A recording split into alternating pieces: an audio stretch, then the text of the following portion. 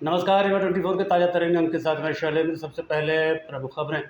विंध्य ने आसमान में भरी एक और ऊंची उड़ान। अब रीवा से रायपुर सीधी हवाई सेवा शुरू। नए बस स्टैंड में चोरी के आरोप में एक युवक की पिटाई का वीडियो वायरल। आदिवासी छात्रावास की समस्याओं को लेकर NSUI संगठन ने प्रशासन के खिलाफ खोला मोर्चा। और रीवा इंजीनियरिंग कॉलेज के छात्रों ने बनाया अनोखा मल्टी लेयर बंकर। इन खबरों सहित अन्य खबरें अब विस्तार से। विंध्य क्षेत्र के लिए आज एक ऐतिहासिक दिन है, जब रीवा से रायपुर छत्तीसगढ़ के लिए सीधी हवाई सेवा शुरुआत हो गई है। रीवा से भोपाल, इंदौर और दिल्ली के बाद रायपुर के लिए भी उड़ान शुरू होने से क्षेत्र में खुशी का माहौल है। पहली उड़ान में मध्य प्रदेश के उप मुख्यमंत्री राजेंद्र शुक्ल रायपुर के लिए रवाना हुए। इस मौके पर सांसद जनार्दन मिश्रा सहित कई गणमान्य नागरिक मौजूद रहे और इस नई सेवा का स्वागत किया। विशेषज्ञों का मानना है कि इस नई हवाई सेवा से मध्य प्रदेश और छत्तीसगढ़ के बीच सीधी कनेक्टिविटी मजबूत होगी, जिससे व्यापारिक गतिविधियों के साथ सांस्कृतिक आदान प्रदान को बढ़ावा मिलेगा। कुल मिलाकर रीवा अब तेजी से हवाई नक्शे पर अपनी मजबूत पहचान बना रहा है। विंध्य को एक नई उड़ान मिलेगी, रीवा से दिल्ली, फिर रीवा से इंदौर और उसके बाद रीवा से रायपुर। ये चौतरफा विकास जो विंध्य क्षेत्र का होना चाहिए, जिसके लिए विंध्य अधिकारी है, जो सपना हम लोग देखा करते थे, अब वो पूरा हो रहा है। क्योंकि रीवा के सभी दिशाओं की ओर जहां हवाई सेवा की आवश्यकता थी, वो हमको आज प्राप्त हो रही है। और रीवा से रायपुर से जुड़ने से व्यापार भी बढ़ेगा। विंध्य क्षेत्र के बहुत से लोग, लाखों की संख्या में लोग रायपुर में, भिलाई में, दुर्ग में, बिलासपुर में रहते हैं। वहाँ खुशी की लहर है और वो सारे लोग, अभी मैं रीवा से रायपुर जा भी रहा हूँ, तो सारे लोग वहाँ पर बड़े उत्सुक हैं और सभी मिलने के लिए बड़े आतुर हैं। उनसे मिलने में जा रहा हूँ और उनसे यही अपील करूँगा कि हवाई सेवा का ज़्यादा से ज़्यादा उपयोग करें, जिससे ये लंबे समय तक चलती रहे। जी, जैसे कि आज आप लोग भी देख रहे हैं और सभी रीवा के सौभाग्यशाली जनता भी देख रही है कि आज रीवा से छत्तीसगढ़ के लिए एक ये पहली फ्लाइट आज यहाँ से लैंड करेगी। और ये हम लोग का सौभाग्य है कि हम लोग को भी जाने का मौका यहाँ से मिल रहा है, क्योंकि इसके पहले जो हम लोग जाया करते थे, पहले सतना जाते थे, सतना से फिर रेल के द्वारा जाते थे, काफ़ी लंबा सफ़र हो जाया करता, 15-15 घंटे का। ऊपर से सीट मिलती थी, नहीं मिलती थी, वहाँ से ट्रेन छूट जाती थी, कभी लेट होती थी। इस प्रकार आज ये हमारे विंध्य क्षेत्र के जो मुख्यमंत्री डिप्टी CM माननीय राजेंद्र शुक्ला जी है, उनका बहुत बहुत मतलब आभार देना चाहूँगा कि इतनी बढ़िया और इतनी अच्छी चीज़ यहाँ से एक ये भी चालू कर दी है रायपुर के लिए, जिससे कई लोग जो जाते थे, कभी बस का सफ़र करते थे, कभी ट्रेन का सफ़र करते थे, अब ये हमें सुगम एक रास्ता मिल गया। और एक रीवा के लिए नई इबादत है कि एक रीवा को पंख लग गए, एक नई ऊंचाइयों पे रीवा पहुंच रहा है। जिस प्रकार पहले इंदौर चालू हुआ, भोपाल चालू हुआ, दिल्ली चालू हुआ, आज रायपुर के लिए मतलब इतनी खुशी की बात है कि एक बहुत अच्छा साधन हम लोग को डायरेक्ट यहाँ से छत्तीसगढ़ के लिए मिला। ये तो बहुत खुशी का दिन है, क्योंकि आज तीसरी बार हमारी उड़ान जो है छत्तीसगढ़ की ओर जारी है और पुनः हमें ये सौभाग्य मिल रहा है कि हम छत्तीसगढ़ में उड़ान भर रहे हैं। और वहाँ से भी हमें प्रोग्राम आया है, प्रदेश अध्यक्ष आदरणीय दिलीप जी का फोन आया था वहाँ प्रोग्राम करने के लिए। तो हमें पहले टिकट नहीं मिल रहा था, इसके बाद हमने फिर प्रभु की ऐसी कृपा हुई कि हमें टिकट भी मिल गया और हमें वहाँ जाने का अवसर मिल रहा है। बहुत बहुत धन्यवाद देती हूँ आदरणीय डिप्टी CM साहब राजेंद्र शुक्ला जी का, कि अपने विंध्य के लिए इतना विकास कर रहे हैं, इतना सहयोग, इतना सेवा कर रहे हैं। तो उनको भी बहुत बहुत धन्यवाद देना चाहती हूँ। और छत्तीसगढ़, रीवा, मध्य प्रदेश भौगोलिक रूप से एक सीमा बना दी गई है, लेकिन यह हमारा घर है छत्तीसगढ़ और छत्तीसगढ़ के हम घर हैं, कोनो अंतर नहीं है छत्तीसगढ़ में, मध्य प्रदेश में। और खासकर रीवा शहडोल सीधी वाले के लिए सरगुजा बैकुंठपुर या कोनो अंतर ही नहीं रहा। जब तक ये छत्तीसगढ़ मध्य प्रदेश दूसरे नाव नहीं बने, तब तक का हम घर का स्वागत रहा। आ जाओ रीवा जिला के, सीधी जिला के, ऐसे कोनो गांव नहीं आ जहां से कोनो न कोनो परिवार छत्तीसगढ़ के कोनो न कोनो जिला में न रहत हो। कोनो ऐसा गांव नहीं आ जहां कोनो न कोनो रिश्तेदारी एक गांव का से चक्कर काट के न फंसत हो। आज जब हम एक दूसरे से इतना जुड़े हैं एक एक गांव के परिवार से हमारा नाता है। नए बस स्टैंड में एक युवक की सरेराह जमकर पिटाई का मामला सामने आया है, जिसका वीडियो सोशल मीडिया पर तेजी से वायरल हो रहा है। रीवा के नए बस स्टैंड से एक बड़ी खबर आ रही है, जहां एक युवक की सरेराह जमकर पिटाई कर दी गई, जिसका वीडियो सोशल मीडिया पर वायरल हो रहा है। बताया जा रहा है कि चोरी की शंका में शराब दुकान के कर्मचारियों ने युवक को पकड़कर उस पर लात घूंसे बरसाए। बीच सड़क पर हुई इस मारपीट से इलाके में दहशत का माहौल बन गया। घटना का वीडियो सामने आने के बाद समान पुलिस ने मामले को संज्ञान में लिया और हमलावरों की पहचान में जुट गई है। फिलहाल पुलिस पीड़ित युवक और मारपीट करने वाले आरोपियों की सघन तलाश कर रही है।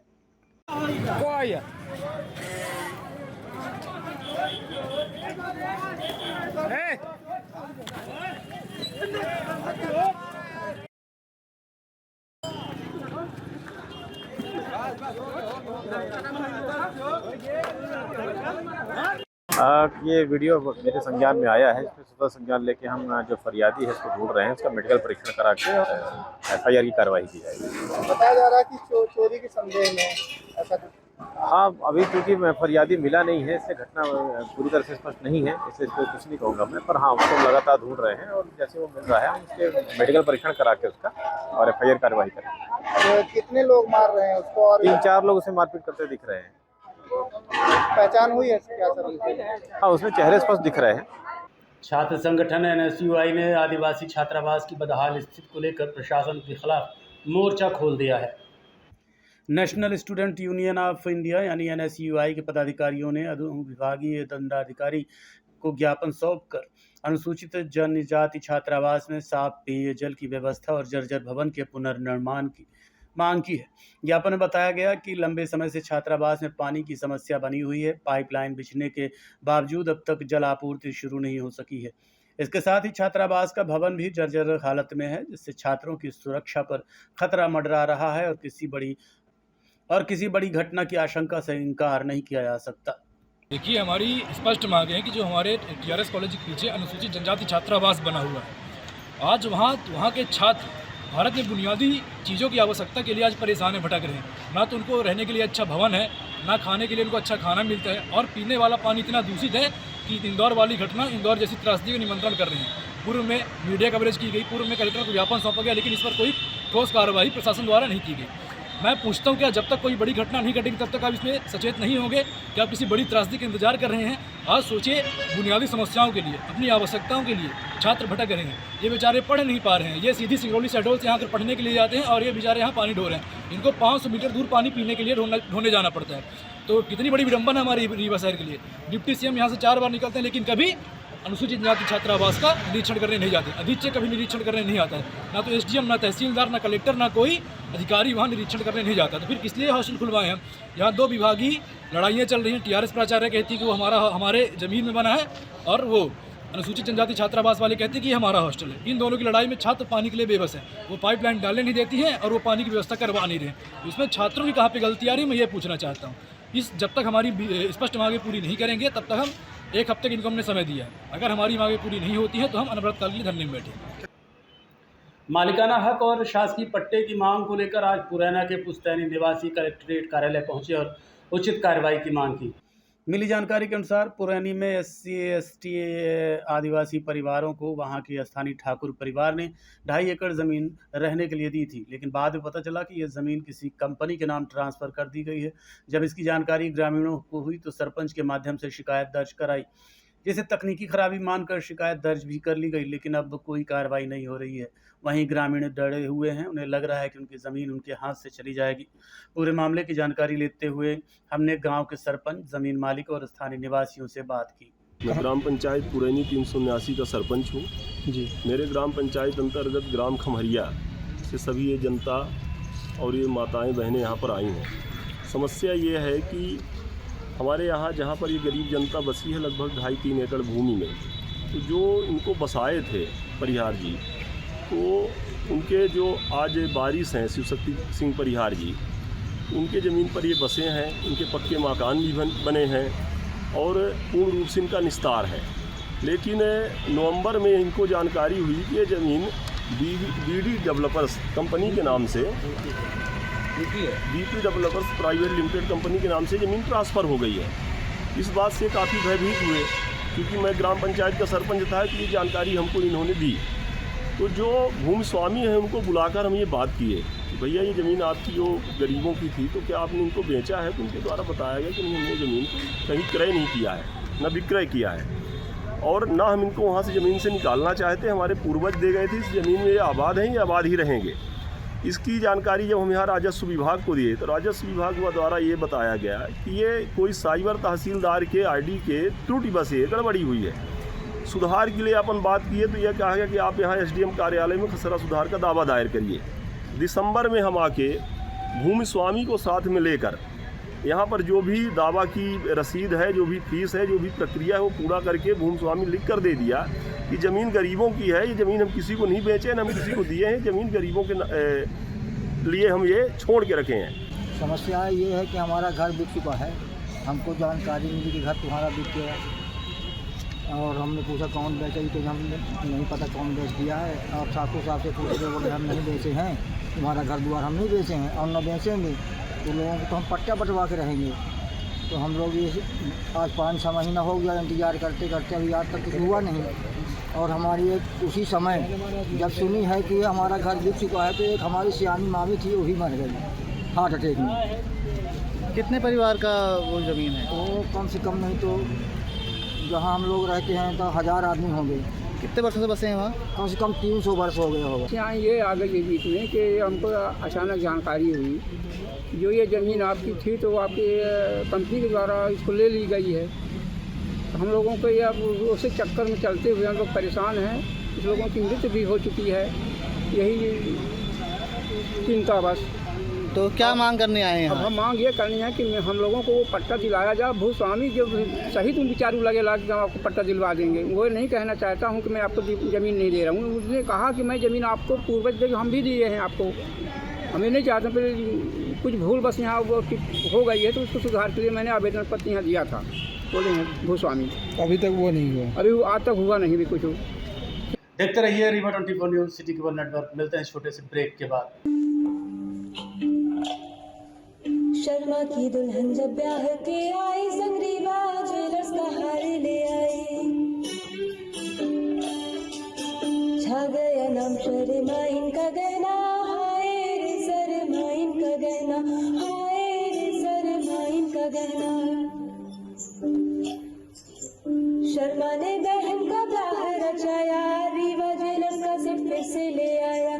बन गया वो मिसरा इनका गहना, हाय रे मिसरा इनका गहना, हाय रे मिसरा इनका गहना। मिसरा इनका बेटा अफसर बन गया, पत्नी के गले में आईना चमक गया। बन गया वो अफसरा इनका गहना, हाय रे अफसरा इनका गहना, हाय रे अफसरा इनका गहना। शर्मा इनकी बिटिया डोली चढ़ गई, हार पे डायमंड की रोशनी जग गई। बन गया नई बहुरा इनका गहना, हाय रे बहुरा इनका गहना। रीवा से लेकर बिंद तक खाया, हर शादी में रीवा ज्वेलर्स का नाम आया। पीढ़ी दर पीढ़ी विश्वास से जगाया, रीवा ज्वेलर्स ने हिस्सा निभाया। कोई ब्याह कराए या न कराए, हाय पर गहना बनाए तो रीवा ज्वेलर्स से बनाए। उत्तर प्रदेश सरकार द्वारा आयोजित पुलिस विभाग की सब इंस्पेक्टर पात्रता परीक्षा में एक शब्द को लेकर विवाद खड़ा हो गया है। क्या है पूरा मामला, बता रहे हैं एडवोकेट बी.के. माला। उत्तर प्रदेश सरकार द्वारा एएसआई की पात्रता परीक्षा जो आयोजित की गई थी, उस आयोजित परीक्षा में सामान्य जर्नल हिंदी का जो पेपर हुआ था, उस पेपर के प्रश्न क्रमांक 3 में एक वाक्य है जो एक वाक्य लिखा गया है, जिसमें अवसरवादी और 3-4 ऑप्शन दिए गए हैं कि इस शब्द को जोड़ना है और एक शब्द का चयन उसमें करना है, जिसमें विकल्प के रूप में 4 शब्द दिए गए हैं, जिसमें पंडित का भी है, अवसरवादी है, कपटपूर्वक है। तो ऐसे शब्दों का प्रयोग यदि किसी वाक्यांश में जोड़ने के लिए किया जाता है, किसी प्रश्न के उत्तर देने में किया जाता है, तो ऐसा शब्द का उल्लेख नहीं होना चाहिए। जिस प्रकार सरकार ने या पात्रता परीक्षा एजेंसी ने एक पंडित का उपयोग किया है, निश्चित तौर से किसी वर्ग को, किसी मजहब को, किसी धर्म को किसी पात्रता परीक्षा में पॉजिटिव एंगल में लेना चाहिए, निगेटिव एंगल में नहीं लेना चाहिए। तो जिस प्रकार ये निगेटिव एंगल में लिया गया है, जो मैसेज जा रहा है वो गलत मैसेज जा रहा है। तो इस प्रकार एक पंडित के बारे में, एक धार्मिक संस्थान के आयोजन कराने वाले के पंडित के विचार के बारे में इस प्रकार शब्दों का प्रयोग करना, पंडित का मतलब ज्ञानी से होता है। तो कभी पंडित अवसरवादी नहीं होता, कभी बदल जाने वाला नहीं होता। उसमें लिखा गया प्रश्न क्रमांक 3 में बदल जाने वाला, यानी पंडित का ऑप्शन किया गया है। फिर दूसरा अवसरवादी शब्द किया गया है, तीसरा शब्द और चौथा शब्द है उसमें। तो मेरा ये कहना है कि इस प्रकार पंडित का शब्द का प्रयोग क्यों किया गया है। निश्चित तौर से इस प्रकार शब्दों का प्रयोग करने से पूरे देश के पंडित आहत हुए हैं, और इस शब्दों का प्रयोग करने से वातावरण प्रदूषित होगा। विद्वानों की ये भारत विद्वानों की नगरी है, और उत्तर प्रदेश तो स्वयं विद्वानों की नगरी है, काशी है, और प्रयागराज तो तपोभूमि है, माँ गंगा की तपोभूमि है। तो ऐसी स्थलियों के, ऐसे उद्भट विद्वानों के द्वारा इस प्रकार का वाक्यांश डालना, इस प्रकार का शब्द डालना अपने आप में दुर्भाग्यपूर्ण है। तो इस प्रकार के शब्दों का प्रयोग एक ब्राह्मण के रूप में, एक पंडित के रूप में, या किसी मजहब के रूप में, किसी वर्ग के रूप में, किसी धर्म भाषा के रूप में नहीं किया जाना चाहिए। उसका नकारात्मक शब्दों का प्रयोग नहीं होना चाहिए, उसका पॉजिटिव विचारधारा, सकारात्मक विचारधारा से लिया जाना चाहिए, और इससे गलत मैसेज जाएगा। और निश्चित तौर से इस वाक्यांश से, इस शब्द से समूचे विद्वान और ये देवभूमि जो भारत की नगरी है, ये लोगों पंडित आहत हुए हैं, और इसकी हम भी निंदा करते हैं। इस प्रकार वाक्यों को कोई भी सरकार, चाहे उत्तर प्रदेश सरकार हो, मध्य प्रदेश की सरकार हो, या देश की कोई भी सरकारें हो, इन सब चीज़ों से बचने का प्रयास करना चाहिए। और तत्काल से इस उत्तर प्रदेश सरकार से हमारी मांग भी है कि इस शब्द को हटाया जाना चाहिए, और लगातार इस प्रकार पंडित शब्द को, विद्वानों को आहत कर। रीवा इंजीनियरिंग कॉलेज के छात्रों ने ब्रेव मल्टी लेयर बंकर बनाया है। देखिए खास रिपोर्ट। सीमा पर तैनात भारतीय सैनिकों की सुरक्षा को मजबूत करने की दिशा में रीवा इंजीनियरिंग कॉलेज के छात्रों ने एक अनोखा नवाचार किया है। सिविल इंजीनियर विभाग के छात्रों ने 4 महीने की मेहनत से brave blast resistant armour via ecowaste नाम का मल्टी लेयर बंकर तैयार किया है, जो ब्लास्ट और हमले जैसी परिस्थितियों में सैनिकों को बेहतर सुरक्षा देने में सक्षम है। रीवा इंजीनियरिंग कॉलेज के सिविल इंजीनियरिंग विभाग के छात्रों द्वारा तैयार किए गए इस उन्नत नवाचार project brave blast resistant armour via ecowaste का शुभारंभ महाविद्यालय के प्राचार्य doctor RP Tiwari, dean student welfare doctor Sandeep Pandey और विभिन्न विभागों के प्राध्यापकों की उपस्थिति में किया गया।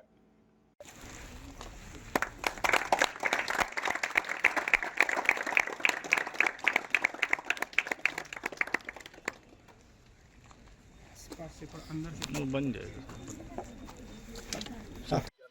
मेरा नाम रिद्धि सिंह चौहान है और मैं रीवा इंजीनियरिंग कॉलेज की छात्रा हूँ। हमने मिलिट्री में जो अभी इजराइल और ये सब में वो चल रहा है, उसी सब को ध्यान में रखते हुए वॉर को ये डिफेंस बंकर डिज़ाइन किया है। इसका मेनली पर्पस आर्मी मैन को सेफ रखना है वॉर एरिया में। इसमें हमने अनियन लेयर थ्योरी का यूज़ करते हुए मल्टीपल लेयर डिज़ाइन की हुई है, जो अंदर टेम्परेचर को मेंटेन रखेगा और आर्मी मैन को सेफ रखेगा। हमारे कॉलेज में 62वां जो है स्थापना दिवस हुआ था, तो उसमें हमारे कॉलेज के प्रिंसिपल का डॉक्टर आरपी तिवारी सर ने हमें सजेस्ट किया था कि हम लोग सस्टेनेबिलिटी और इको फ्रेंडली डिज़ाइन को अपने ध्यान में रख के कोई ना कोई प्रोजेक्ट का निर्माण करें। तो हम लोगों ने ये बंकर जो है का निर्माण किया था। हमारा जो बंकर है वो सस्टेनेबल है और कॉस्ट इफेक्टिव है। मेरे ग्रुप में जो है 7 मेंबर्स थे, हम लोगों ने मिलके इस बंकर का निर्माण किया है। और जैसे कि जब ब्लास्ट कहीं पे होता है तो सबसे मेनली 2 टाइप की एनर्जी जो है वो रिलीज होती है, जैसे कि शॉक और वाइब्रेशन। तो हम लोगों ने शॉक और वाइब्रेशन को ध्यान में रखते हुए इस बंकर का निर्माण किया, और इसमें हम लोगों ने अनियन लेयर थ्योरी का कॉन्सेप्ट यूज़ किया है। जैसे कि प्याज में बहुत सारी लेयर्स होती हैं, तो वैसे ही हम लोगों ने अपने बंकर में भी बहुत सारी लेयर्स को प्रोवाइड किया है। हम लोगों ने मेनली 4 टाइप की जो लेयर्स है वो प्रोवाइड की हैं, और ये चारों लेयर जो है वो रिसाइकल मटेरियल से मिल के बनी हुई हैं, जिससे कि हमारा बंकर सस्टेनेबल है और इको फ्रेंडली भी है और कम कॉस्ट में और कम लागत में बना है। यहाँ पे हमने बेसिकली ऑनियन लेयर थ्योरी का कॉन्सेप्ट यूज करते हुए मल्टीपल लेयर्स डिजाइन की हुई हैं, जिसका नाम हमने ऑनियन लेयर थ्योरी पर दिया हुआ है। यहाँ पे हमने मल्टीपल लेयर्स डिजाइन की हुई हैं। जैसे फर्स्ट जो लेयर है हमारी वो सैंड बैग है। सैंड बैग के अंदर हमने सॉइल और सैंड का मिक्सचर डाला हुआ है, इनके जहाँ पे वॉर होती है और वहाँ पे जो ग्रेनाइट वगैरह से या फिर बम से के जो ब्लास्ट होते हैं उससे जो वेव्स जनरेट होती हैं वो अब्जॉर्ब करेगी और हमारी जो अंदर के स्ट्रक्चर है उसको सेफ रखेगी। सेकंड जो लेयर है वो हमारी प्लास्टिक बोतल है जिसमें हमने रिसाइकल मटेरियल का यूज़ करके प्लास्टिक बोतल का यूज़ किया हुआ है। उसमें हमने सैंड और रबड़ के छोटे छोटे पीसेस डाले हुए हैं जो हमारे इनिशियल वेव्स जो होती है जो एनर्जी निकलती है ब्लास्ट के टाइम पे उसको अपने अंदर अब्जॉर्ब करती है और एक बड़े एरिया में फैला देती है। जो हमारी थर्ड लेयर है वो आरसीसी की वॉल है। इसमें हमने कुछ डिजाइन मिक्स का कॉन्सेप्ट का यूज़ करते हुए कुछ डिजाइन मिक्स किए हुए हैं। जिला अधिवक्ता संघ चुनाव वर्ष 2026 में सचिव पद के लिए आज एडवोकेट शिव कुमार तिवारी ने नामांकन दाखिल किया। जिला अधिवक्ता संघ रीवा के चुनाव आयोजित हो रहे हैं। इस दौरान कई अधिवक्ता अपना दमखम दिखा रहे हैं। इसी कड़ी में सचिव पद हेतु एडवोकेट शिव कुमार तिवारी ने आज अपना नामांकन दाखिल कराया। इस दौरान उनके समर्थक उनके साथ मौजूद रहे। शिव कुमार तिवारी अमवा के रहने वाले हैं और वकालत ही उनका मूल पेशा है। क्या कहना है शिव कुमार तिवारी का, सुनिए। हमारा यह है कि अधिवक्ता साथियों से पहले तो निवेदन है हमारा साथ दें।